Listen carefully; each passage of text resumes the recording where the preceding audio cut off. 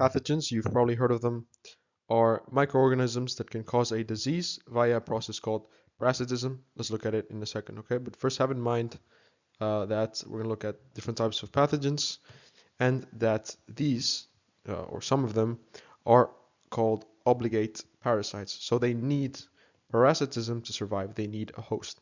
Okay, so parasitism is a symbiotic interaction, symbiote, remember venom, um, where in this case the parasite benefits to the expense of its host. So it benefits and the host suffers. Now, there are symbiotic interactions where both parties uh, benefit, but this is for another topic. Let's go through these quickly. You don't need to know them exactly, but it's good to have them in mind in case there's a multiple choice question. So first one, most obvious one, there's bacteria. They're unicellular. This is another topic as well. Some are harmless, some are beneficial. Um, an example of one that may be harmless is tuberculosis. Okay. Now, fungi can also be a pathogen. They can also be good. The fungi you eat might be good for you. Um, Protists, okay. You've got viruses, which are not microorganisms, okay. They're not alive. You could call them biological entities. So the definition doesn't really match them, okay. And now these are obligate parasites. Well, are they? Because if they're not alive, anyways, they require a host to replicate, and this means that they are forced for parasitism in order to multiply. And then we have prions, okay. Uh, Let me highlight it because it's something you've probably never heard of before. So these are infectious proteins that cause nervous system degeneration, okay? And an example of this is the bovine spongiform. Okay, this is a complicated name. Just think of SpongeBob, okay? So if in a multiple choice question they ask you an example of a prion, just remember SpongeBob, spongiform, whatever. Now, moving on to the interesting stuff, let's look at the different lines of defense of our immune system, okay? The first one being mucous membrane barriers, okay? Now, as the name suggests, this is when you secrete mucus, which acts as a chemical barrier because it's going to trap pathogens and it contains lysozymes, okay? These are enzymes. Well, these contain enzymes that are going to break down the pathogen chemically. Now, these are special layers of tissue. They cover the body surfaces exposed to air, okay? But they're not skin.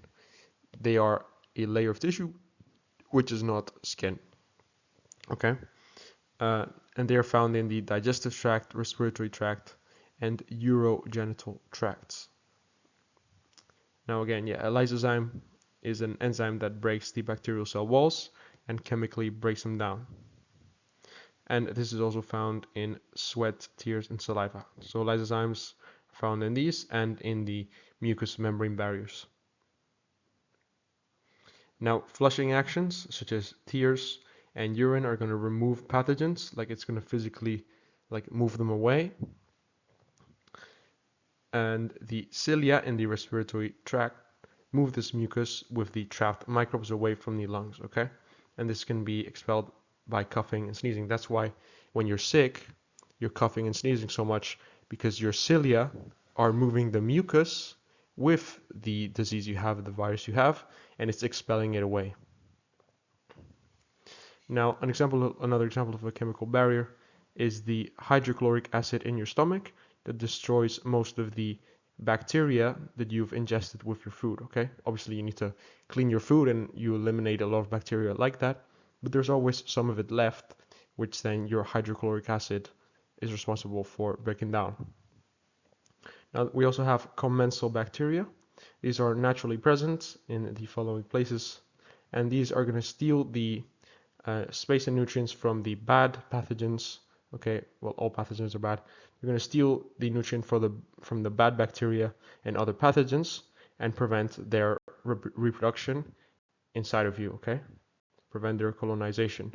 So these you could say are good bacteria or neutral bacteria.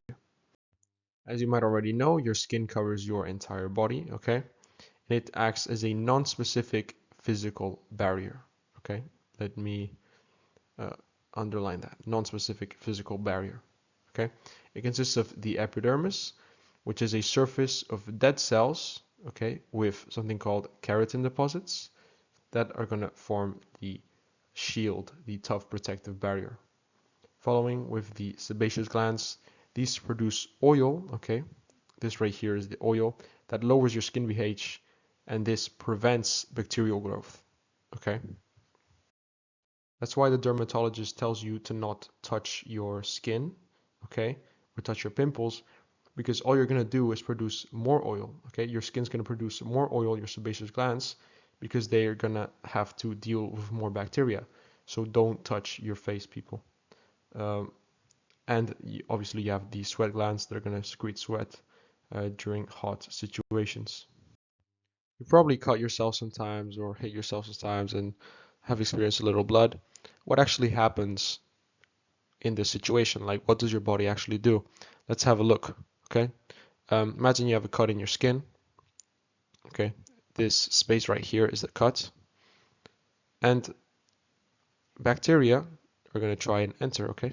Well, pathogens in general, not just bacteria, sorry, they're going to enter your bloodstream, okay? You don't want that. You want to prevent that.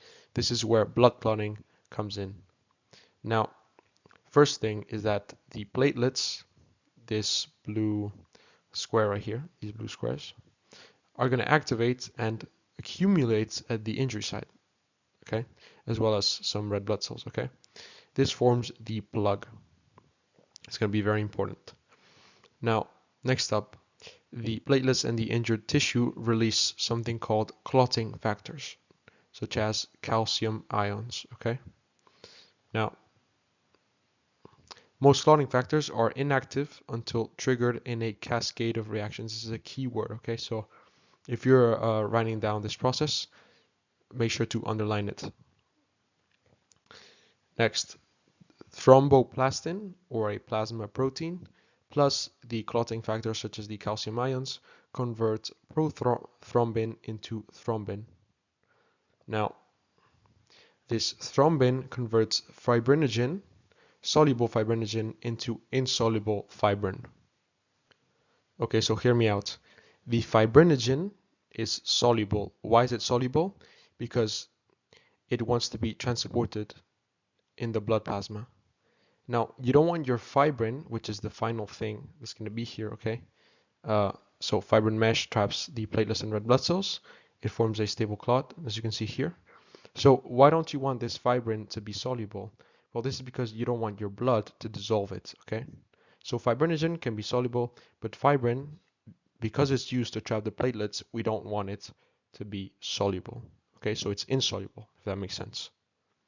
Now, over time, the clot is going to dry and shrink into a scab, which you're probably familiar with. It's this thing right here. Moving on to the second line of defense, okay? We're going to see that breaches, cuts, or burns allow pathogens to enter, okay? Blood clotting isn't perfect. Before the blood clotting can happen, there's always going to be breaches in your defenses, okay? Breaches are basically, imagine you have a wall, okay? And you're trying to protect yourself from the enemy soldiers. Some of them are going to enter, and that's breaching. Okay, this is why we need a second line of defense. We need some soldiers behind the wall so we can protect ourselves.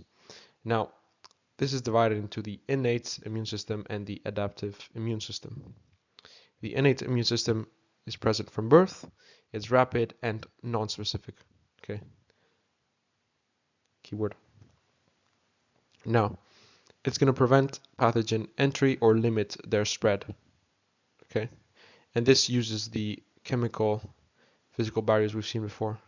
Okay, so my bad. I guess you could say that the innate immune system isn't part of the second line of defense, but the adaptive immune system definitely is, okay? So have that in mind. Now, it's going to employ general responses such as phagocytosis. We're going to look at this process in a second, okay?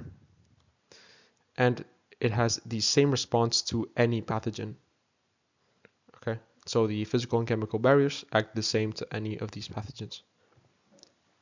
Now, adaptive immune system is activated if the innate immune system fails, okay? Literally this right here. If this fails, if the first line of defense fails, we activate the second line of defense, which is the adaptive immune system. Okay. Now, this immune system has a slower response, and it is mediated or controlled by lymphocytes. Okay. So phagocytes are part of the innate immune system, and lymphocytes are part of the, let's say, adaptive immune system. Okay. Now, it is tailored to a particular pathogen. Okay, so the responses are not the same for all of them. There's specificity. And also have in mind that it involves memory. Okay, so memory cells that we're going to look at later remember past pathogens, so we then have in the future stronger responses on a future reinfection. Okay, so phagocytosis, remember this is part of the innate immune system. I've actually made up my mind on it. The innate immune system, it involves the physical and chemical barriers, which are part of the first line of defense, but it also involves phagocytosis, which is part of the second line of defense. So you can say that the innate immune system, okay, listen, is part of both. Okay, so the physical barriers, the chemical barriers are part of the first line, and the phagocytosis that we're going to look at in 1 second is part of the second. Now, the adaptive immune system is only second line of defense. Let's look at this. Now, professional phagocytes, okay, the good cells in our body involve the following: monocytes, neutrophils, and macrophages. They use amoeboid movement, which is how they migrate from blood to the infection site. And it is a non-specific keyword secondary line of defense after the barriers are breached. Okay, this is innate immunity. Remember that. Let's have a look at this goddamn process. I just need to delete this. Nice. Okay, so first step, pathogen recognition and binding. What's going to happen is that, well, it's going to bind to the cell, and while detecting its antigens, okay, this is a keyword we'll look at later on, we can recognize it. Second step, engulfment. The pseudopodia surrounds the pathogen and the phagosome forms, okay? So this is the pseudopodia surrounding the pathogen, and the phagosome is going to form. The phagosome is essentially the area where the pathogen is trapped. Third step, maturation of the phagosome. This looks something like this. It enters the cell, okay? And then fourth step is fusion. The phagosome is going to fuse with the lysosomes, these blue things right here, okay? So step 3, maturation.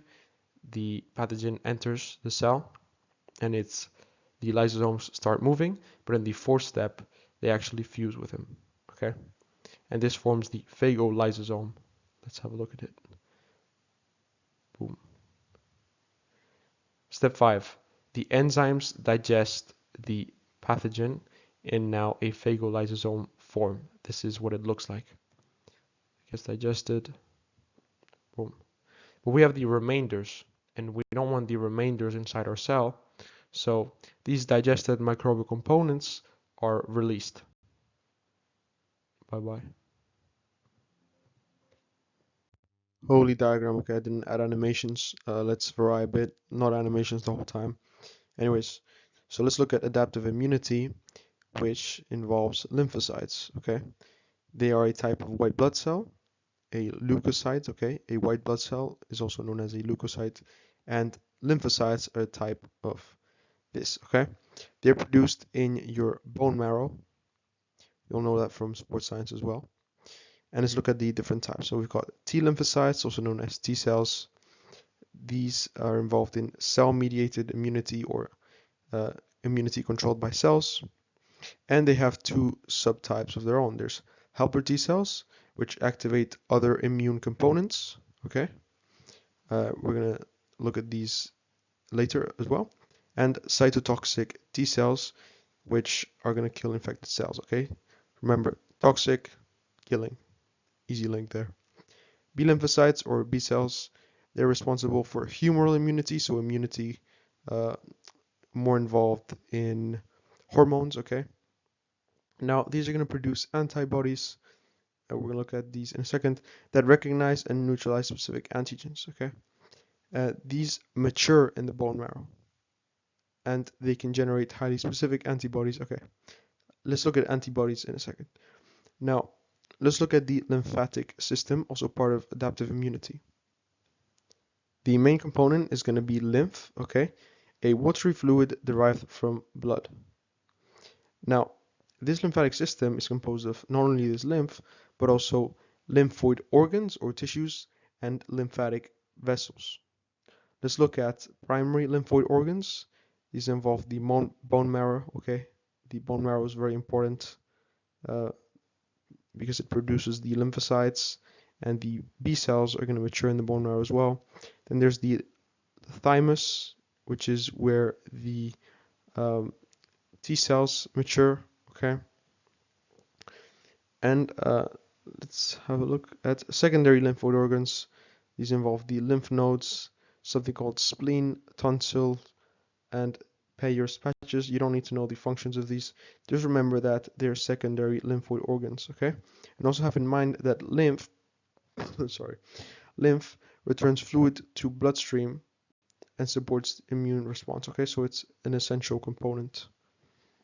Let's see if I can fix all the wind from before. Yeah, that was annoying. Anyways, antigens. Before we look at antibodies, let's look at antigens. These are foreign or external substances to the body, okay? So these are going to trigger immune responses. They're going to be found in the pathogens, and that's how we detect pathogens, okay? We don't detect pathogens, we detect the antigens inside those pathogens, if that makes sense. Moving on. Now, these are going to lead to antibody production. So that's the immune response, antibody production. And as I said before, they are found on pathogens or external substances such as allergens, okay? That was hard to say. Now, they are mostly proteins, but they can also be polysaccharides, nucleic acids, or lipids. Uh, all of these, by the way, are macromolecules. Now, self-antigens, these are the good antigens because they're found in red blood cells and liver cells, and these are going to help prevent self-attack. So when we look at, I'm not sure if this is in this topic, when we look at blood types, we'll see that how important this is. And now finally, let's have a look at our bodies, the antibodies. Okay, so these are composed of, firstly, the light chain and the heavy chain. Okay, now they're also going to have a constant region, this part right here, and the variable region. Constant as in it's always the same, and variable, it can vary, it can change, okay? It depends. Now this causes a diversity in these antibodies, which is necessary so they can bind to different antigens, because there's going to be an antigen binding site. And now it doesn't matter which side, okay? So this is the same here, okay? You'll see in diagrams it's usually on the left, but it doesn't matter. Okay.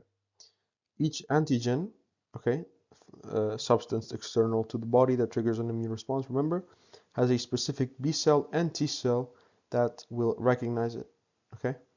And before the antigen, the lymphocyte, the B cell or T cell, is going to be in a naive state.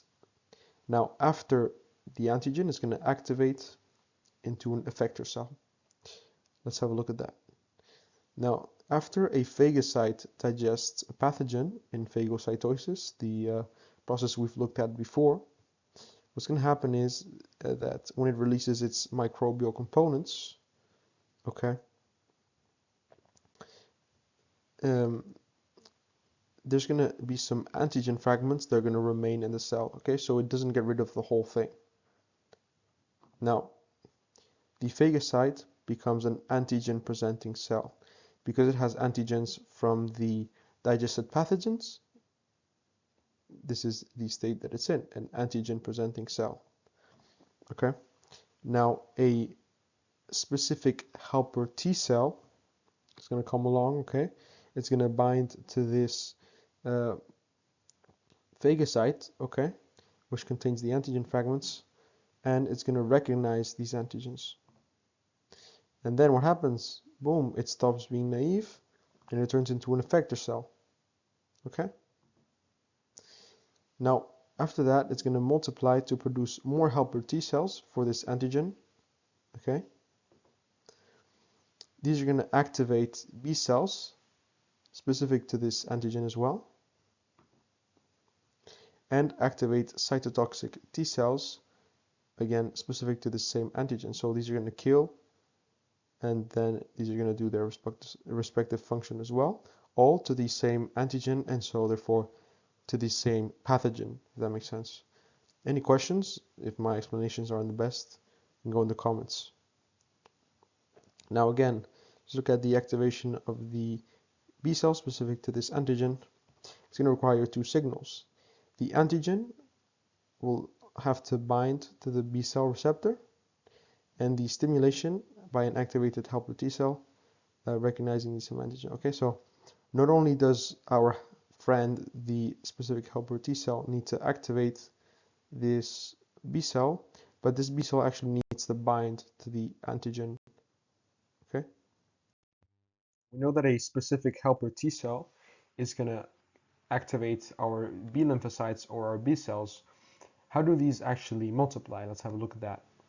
This is via clonal selection, or the same as rapid mitotic divisions. If you haven't seen my video on mitosis, I suggest you do. It's a very important topic. Now, all the clones recognize the same antigen because, well, they're clones. And these clones can differentiate into, remember differentiation, stem cells differentiate into specialized cells.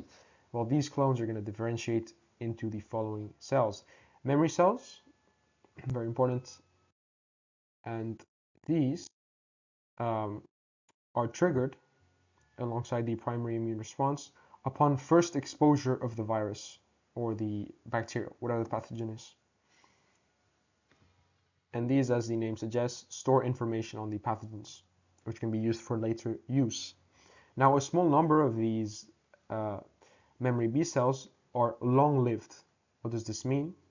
Well, that they remain in the bloodstream and lymph nodes, and they provide immunological memory for faster and stronger and just better secondary immune responses in the case of future infections. And this explains long-term immunity to certain pathogens. That's why, for example, the survivors of the plague could not be infected twice because they had these long-lived memory cells. The other thing that these B cells can differentiate into are plasma cells, which essentially have the function of producing and secreting the antibodies specific to the different antigens. Blood groups. Comment if you know your blood group. I'm interested. Nah, I'm joking. ABO system. There's four main groups: A, B, AB, and O. We're going to look at why they have these different names. They're determined by the polysaccharide antigens on red blood cells. The RHD factor, keyword, determines whether the blood type is positive or negative. There's 8 types, okay? This is based on the letter and the charge, whether it's negative or positive. A plus, A minus, B plus, B minus, AB plus, AB minus, O plus, O minus. Simple as that. Okay, this is very important.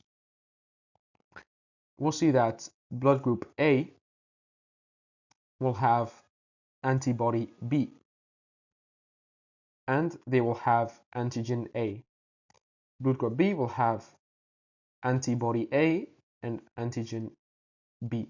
Okay, so basically the antigen determines the letter of the red blood cell. Okay, so we'll see that if you have both antigens A and B, your blood type is AB. And again, remember that the positive or negative is determined by the RHD factor. Now, if you don't have antigens A or B, you are in blood group O. Okay, and this is very small. I apologize for that, but we'll see that it has blood group O has both antibodies A and B. Sorry. Okay, you might be wondering, why does blood group AB not have any antibodies? And well, it does have antibodies. Why does it not have antibodies A or B? Why does why does A have antibody B? This doesn't make any sense. Well, I'm going to explain that in a second when we look at agglutination. See, your immune system is supposed to produce antibodies against the antigens not present on your own red blood cells, because you don't want to attack your own red blood cells. That's why in blood transfusion we need the blood types to be compatible. Okay, this is going to prevent a fatal reaction, in this case agglutination, that is when our own red blood cells attack each other. Okay. Now, we understand that, for example, type A has antigen A but antibody B, and B has antigen B and antibody A. AB does not have any antibodies, and it has both antigens A and B, and O does not have antigens A or B, and it has antibodies A and B. Does that make sense? Okay. Now, these same blood types can donate to each other. Absolutely. This row is the donator, this row is the receivers. A can donate to A, yes. B can donate to B, yes. Now, what happens if you try to donate blood type B to someone with blood type A? Agglutination. Why? Because blood type B contains antigen B, which reacts against the antibody B of blood type A, if that makes sense. And so agglutination happens. What antigens does this have? A and B. This has antibody B, so agglutination. Now, blood type O does not have any antigens A or B. This means it can donate to everyone. Okay? Now again, this has antigen A and this has antibody A, so agglutination is going to happen. Again, antigens A and B, this has antibody A, agglutination. Now AB does not have any antibodies, so it can receive from everyone. No antigens, can donate to anyone. No antibodies, can receive from everyone. Now, O can only receive from itself. Why? Because it has both antigens, has both antibodies A and B. So if you add some blood type A, it's going to attack the A antigens. It's also going to attack the B antigens in this case. Okay. Hope that makes sense. Any questions could go in the comments. Remember that HIV stands for Human Immunodeficiency Virus. Let's break this down. Immuno for the immune system and deficiency for lack of. So this virus essentially causes a lack of immunity against other diseases. It's going to make more sense in a second. Now, HIV is what you call a retrovirus. These contain RNA, not DNA. Remember, R retro, RNA. Now, it's going to use the enzyme reverse transcriptase that makes DNA from RNA. We know that transcription, if you watch the protein synthesis video, transcription is making mRNA from DNA. Reverse transcription is DNA from RNA. Okay. Now, as I said, weakens the immune system, reduces resistance to common diseases, and when you have a lot of immunodeficiency, this can lead to AIDS. Okay, AIDS is basically all the diseases that come from a weakened immune system from HIV. That's what AIDS is. Now, how can this HIV be transmitted? Sexual intercourse with an infected person without using protection, even with protection in some cases. Transfusion of infected blood, sharing needles from mother to child during childbirth, or even breastfeeding. So this is somewhat genetic. Well, it's not genetic in itself. You could call it epigenetics.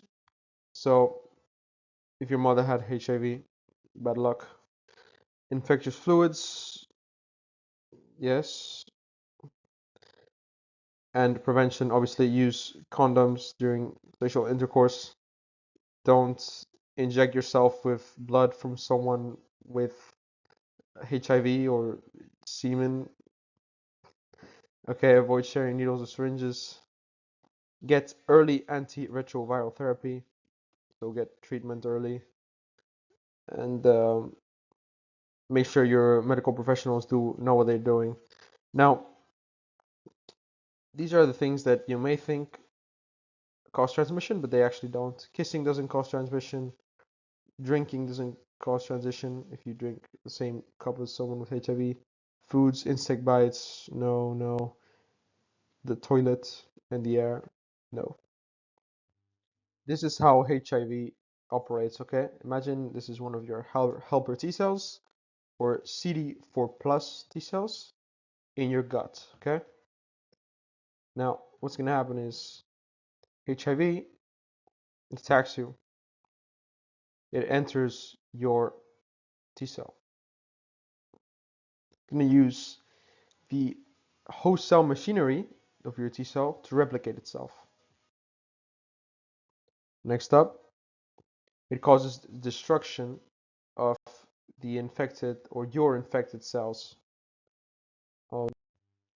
Continuing with HIV. Oh, tired of this virus. What are the indicators that this HIV is getting worse? Well, the lower your helper T cell count, the weaker your immunity is going to be, right? We saw before that the HIV attacks the helper T cells, okay, the CD4 plus. So the less of these you have, it means the more HIV is attacked you, okay? There's different stages to this. There's the acute infection, where there's going to be a fast multiplication of this virus and a lot of destruction of your helper T cells. And because there's so much of this virus, there's higher risk of transmission of you from others if you're infected. Now, stage 2, chronic infection. Now, because you have less helper T cells, the virus has less hosts to use to replicate. So its growth, its replication is actually going to slow down. And you're going to get few or no symptoms, and this stage can last for years. That's why it's chronic, long lasting. Okay. Stage 3, AIDS. I've talked about this before. Very weak immune system, and because of this, any single pathogen virus can easily penetrate your defenses, and so multiple organ systems are affected. You're just very vulnerable to many pathogens. Okay. And this accumulates over time from stage 2. Now, antiretroviral therapy reduces the viral load, slows the progression of it, and so patients with HIV can live longer and healthier lives. Antibiotics, okay. You might have taken these before, and they are produced by some fungi and bacteria, so they are present in nature. That's how we discovered them and made our own. Let's look at two types. There's bacteriostatic. These stop or inhibit the bacterial growth and replication. Remember, static for staying still, links to stopping the bacterial growth. Bactericidal, remember suicidal, killing. It kills bacteria directly. Narrow spectrum antibiotics act against a specific bacteria, broad spectrum against many types. And these are used when the specific bacteria that you're looking for is unknown or hard to identify. In this case, if you can't kill the bacteria that you want exactly, and there's a bunch of different bacteria there, it's like throwing an atomic bomb and killing everyone, hoping that you kill who you want to kill, if that makes sense. Okay, so why do these antibiotics actually work? Because they have the following effects. They interfere with the protein synthesis, the cell wall synthesis, the DNA replication, sorry, and the metabolic processes of the bacteria.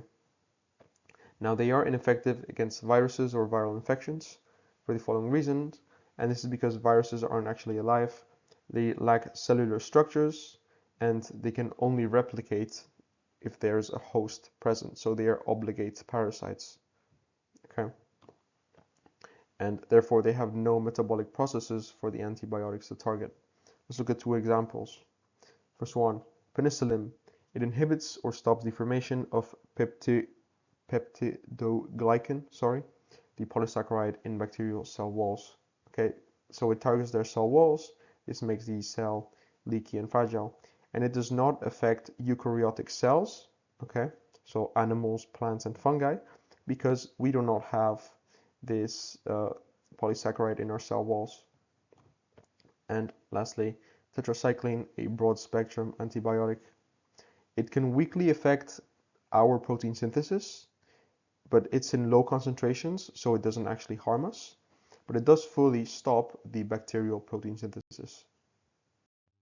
Antibiotic resistance.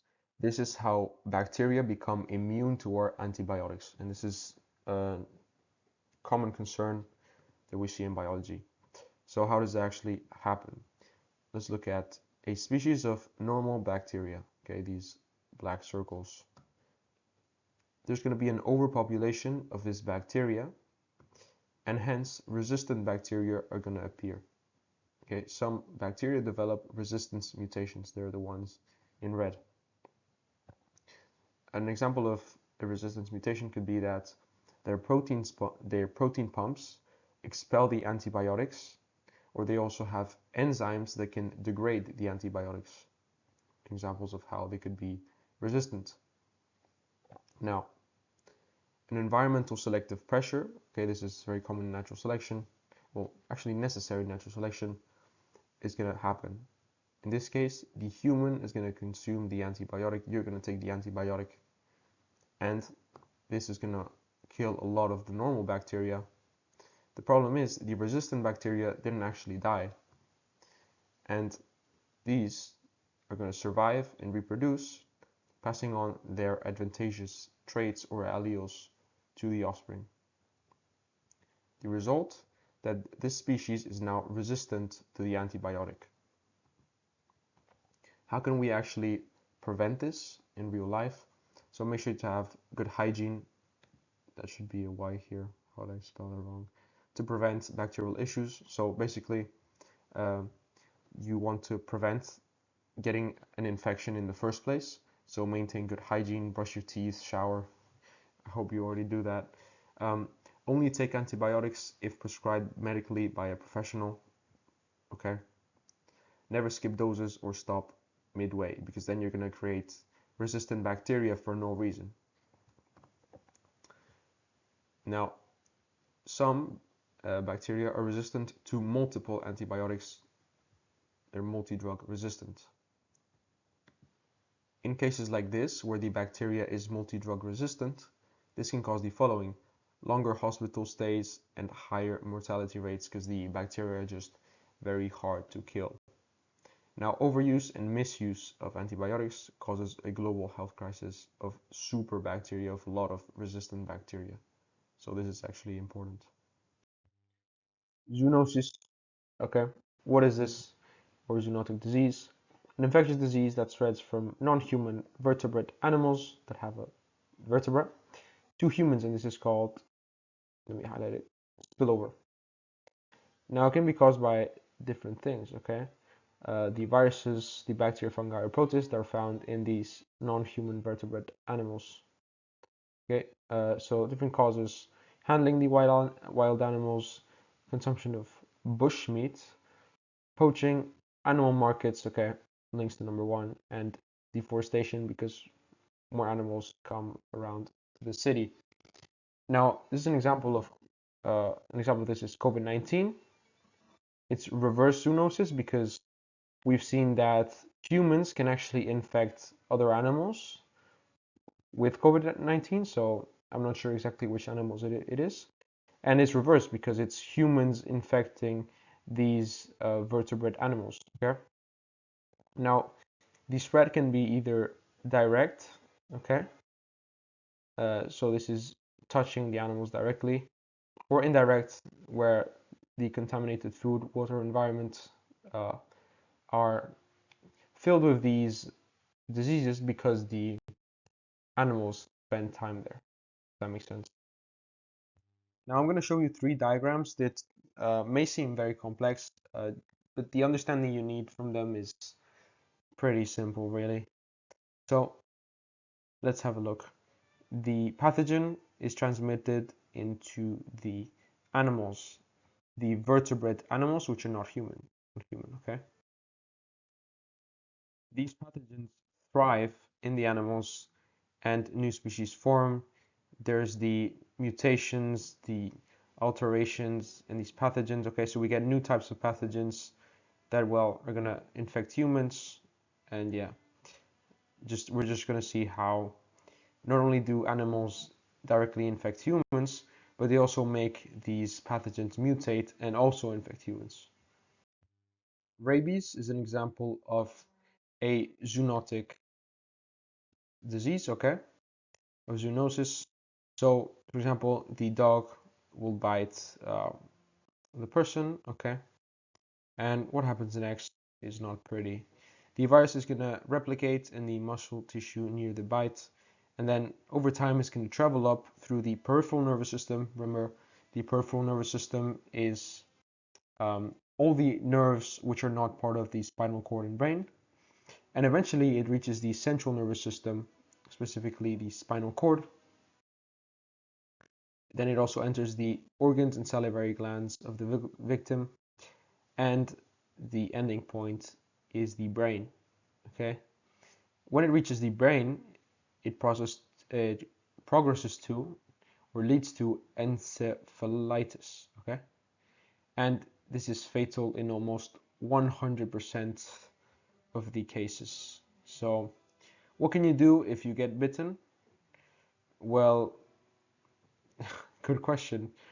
I mean, I guess you can chop your leg off to prevent the virus from going up your nervous system.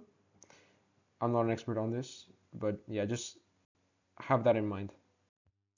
Forget what I said about rabies. It doesn't work like these zombie viruses I see where you just chop off your limb to prevent the spread. It doesn't work that way. You just get a rabies shot, go to the hospital as fast as possible. My bad on that. Let's have a look at Japanese encephalitis, okay? What's going to happen here? Well, we'll see that this revolves around the Culex mosquito. We'll see that it's going to infect the pig, okay? It's going to infect the pig, and it's also going to extract the virus from the pig, okay? So it infects a lot of pigs, and this expands the virus throughout the pig population. And so more mosquitoes are extracting the virus again from the pig, okay? So this increases its um, prevalence. Now, when it comes to horses, these mosquitoes may bite these horses, but this doesn't cause an amplification in the virus population, unlike the pigs. Okay? Then, when it comes to ducks, the mosquitoes are going to bite the ducks, and this is going to amplify the population, and it's going to preserve the virus pretty well. Okay? And now these mosquitoes again extract, and boom, and it's just an endless cycle. Okay? Mosquitoes don't have this cycle with pigs, but they do with ducks. And for humans, it works the same as with horses. The mosquito infects the human, but the virus, Japanese encephalitis, does not amplify with it. Okay, you've probably taken vaccines before, but why do they actually help you? Okay, why do they prevent you from getting sick, from dying? Well, this is because they mimic the antigens found in the specific disease that you're being vaccinated from, if that makes sense. How is this a good thing? Well, it's going to stimulate the creation of memory B cells specific to this antigen. So you're going to have memory cells for this specific disease, this specific pathogen, without actually receiving the whole pathogen itself. Okay, that's why they're OP. And they can be in the following forms. Okay, there's the typical injections, but there's also oral drops or nasal sprays. Some vaccines are single dose, but most of them require multiple doses over time. For example, COVID-19, that required a bunch of doses. It's going to help maintain immunity by promoting the production of long-lived antibodies. Okay, taking multiple doses It's going to give you long-lived antibodies against this antigen, this pathogen. The vaccination is the act of introducing the vaccine into your body, and immunization is the process of developing the actual immunity. So don't confuse these two. Okay, let's have a look at this fun little graph. We're comparing the time as the independent variable and the antibody concentration as the dependent variable. Now let's going to see what this relationship is. Ooh. When you get your first vaccination, your antibody concentration against the specific antigen of the pathogen you're trying to counteract is going to, well, increase. Okay.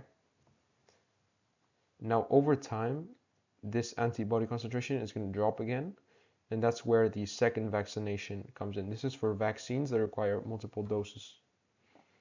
And now it's going to increase, but a lot more. So you're going to have a stronger secondary immune response to the disease, to the pathogen. And when you have your third vaccination, okay, because you see there's a drop again, it's going to boost back up. So it's around the second vaccination where we get this exponential increase in antibody concentration. Let's briefly look at these so we can answer the multiple choice questions. So types of vaccines: traditional contains a weaker version or inactive version of the pathogen to trigger the immune response. Live attenuated, so this is the pathogen which is alive, but it is weakened, okay? And this stimulates the immunity without causing the actual disease. An example of this, the oral polio vaccine. The inactivated, where the pathogen is killed, or inactivated, same thing. For the virus, it would be inactivated because you can't kill the virus because it's not alive. They do not replicate in the body, but still trigger an immune response, okay? An example of this, the inactivated polio vaccine. These are actually pretty easy. Just remember polio, it can be oral or inactivated. Then there's the DNA vaccines. Interesting. These use plasmids carrying a gene encoding an antigen from the pathogen. Inside the cells, the gene is transcribed and translated into a protein. An example of this, the Zydus, okay, used for COVID-19. The first approved DNA vaccine. That's interesting. Then there's the RNA vaccines, also COVID-19, first approved. Now, what happens here? It contains an mRNA coding for a pathogen-specific antigen. The mRNA is translated into a protein, which elicits the immune response. Okay, pretty interesting. Herd immunity. When a large proportion of a population is immune to the disease, to the pathogen, and because most people are immune, this slows and stops the spread of such. And this indirectly protects those which are vulnerable to the virus, okay? Maybe it's the elderly or babies, okay? This is what I'm talking about. They cannot be vaccinated for medical reasons. Herd immunity threshold, what is this? It's the minimum percentage of the population required to stop the disease to spread, okay? The minimum percentage of immune individuals of a population required for this disease to spread. For polio, for example, it's 80% of the population that must be immune, and for measles, it's 95%. I'm sorry about these boring tables, but you just gotta get through them quick. You never know if there's a multiple choice on this. Now, different types of data and the COVID-19 response. Sources, we have the government's research studies, we have the CDC, etc., The Walking Dead. Types of data, so we have the daily case counts, the mortality rates, hospitalization rates, and vaccination numbers. The collection, they used random sampling and rigorous testing. The representation, okay, graphs, charts, limitations, yeah, poor reporting of the cases, etc. We end the video here. That was a long topic, long video. We got through it.